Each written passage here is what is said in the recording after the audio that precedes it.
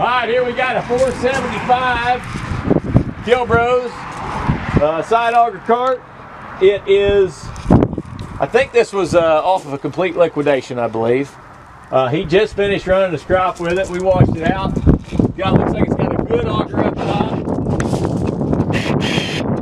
The auger looks very good. Diamond tread tires.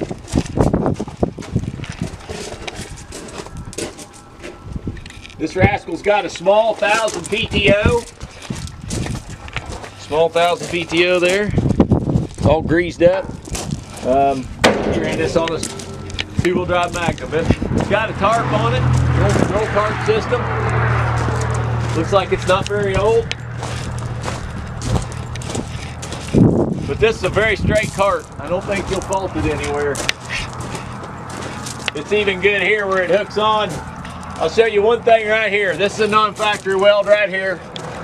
Okay, very common. And then where this hooks on, that leverages, this right here's got a crack starting, okay? We're just pointing out everything we can. I know some of you guys are a long way away. We don't want you to miss anything. We don't want to miss anything, but we'll tell you everything we know, and that's what we know.